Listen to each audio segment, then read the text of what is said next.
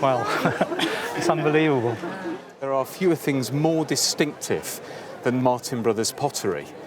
And I think if we went round this crowd here and asked them their opinion, it would be a very mixed and split audience between love, loathe, and plain curiosity. So I have to ask, of those three, which are you? Well, I was left a very small vase, which isn't here, many years ago, and I fell in love with Martinware. And then back in the 70s, one could buy Martinware very cheaply in London. They used to have quarterly sales in which they'd have 40 or 50 pieces in auction. But in the 70s, whilst Martin Brothers was beginning to become recognised, it was still derided by many people. So you were a pioneer. You were out there at the front. So what were you paying? I mean, I'm curious, what were these things costing you back in the 70s? Well, this was 450 in April 76. Right. This I bought in Sandwich about 650. Well, in real terms, I mean, not to reveal my age, but I was a wee nipper when you were buying these. But 450 and 600 pounds was still a reasonable amount of money. That was still a considered investment. And I think it is about that recognition. People are starting to look at the Martin Brothers. I mean, four brothers. You know, you've got Robert Wallace, Charles, Walter, Edwin, who were manufacturing these pieces. They were a very curious bunch of potters, really. They were a curious factory. Sometimes they would go months on end without firing, creating things. Things would go wrong, firings would get lost.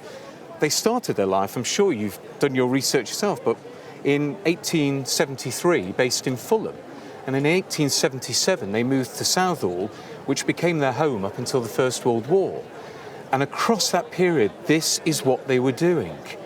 And of course, the genius is Robert Wallace.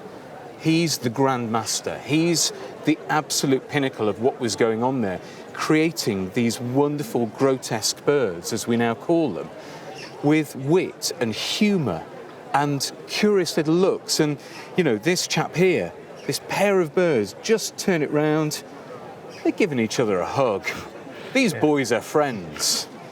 But they were very, very skilled potters, and I think that's why the market has developed so much. What was the connection for you? What drew you to them? Well, I think they're very amusing to look at. Each time you look at them, you look at them in a different way. The Americans apparently are buying a lot of this stuff now. That's where it all ends up in America. They're going all over the world. They're going to Australia, South Africa, Canada, America. So what are people going to pay you today for them? The vase, lovely example, decorated with Robert Wallace's classic Wally Birds. Very desirable in today's market. That vase today, £10,000.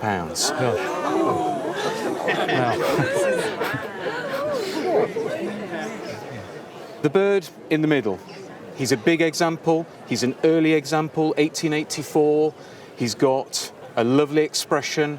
He does have a little firing line across his beak, which unfortunately will hold the value back. The big collectors are put off by very visible damage to a key part of the bird. And it's a shame because as a result, that means he's only worth 40,000. Gosh. Wow. Amazing. This is a late pairing. This is a 1907 bird. It's a double.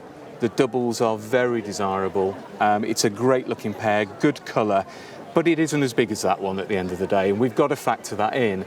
And because it isn't as big, but it is a double, it's worth £60,000. Gosh. Well, it's unbelievable. So your pioneering spirit, nearly 40 years ago, has resulted in a table collection here well in excess of £100,000.